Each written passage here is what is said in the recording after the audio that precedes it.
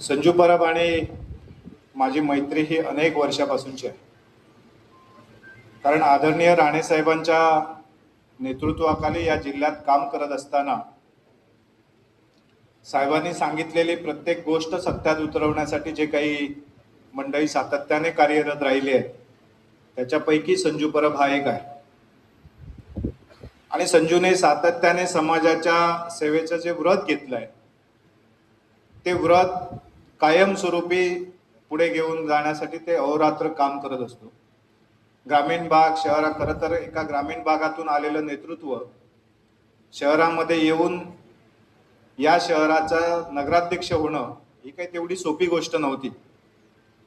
परंतु या ठिकाणी या शहरामध्ये येऊन नगराध्यक्ष म्हणून निवडणूक जिंकणं, त्यानंतरच्या काळात पुन्हा नगरसेवक होणं आणि असं असतानाही आपली ग्रामीण भागातली जुळलेली नाळ ही सातत्याने त्या ठिकाणी जोडून ठेवणं, हे सगळं काम संजू परब यांनी प्रामाणिकपणे केलं.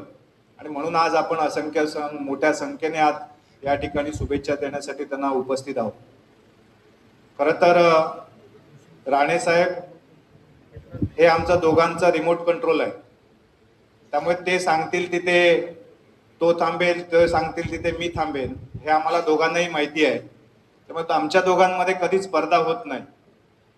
आणि म्हणून हे खरं तर राजकारणामध्ये ते शिवसेनेमध्ये काम करतायत, आम्ही भारतीय जनता पार्टीमध्ये काम करतो, परंतु शेवटी आमचं नेतृत्व आदरणीय राणे साहेब आहे.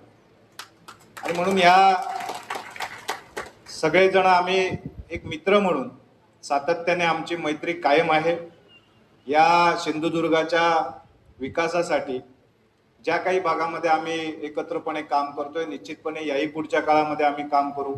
अशाच प्रकारे संजू परब यांचं नेतृत्व याही पुढच्या काळामध्ये बहरत जावं, अधिक सक्षम हो आणि त्यांच्या हातून समाजाची सेवा, या भागाची सेवा निश्चितपणे याहीपेक्षा चांगल्या पद्धतीने घडो, अशा प्रकारची प्रार्थना मी पाटेश्वर चरणी करतोय.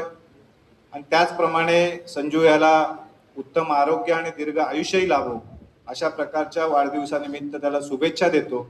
आणि याहीपेक्षा उत्तरोत्तर त्याला राजकीय यश प्राप्त हो, अशा प्रकारच्या शुभेच्छा देऊन इथेच मी थांबतो. धन्यवाद. जय हिंद, जय महाराष्ट्र.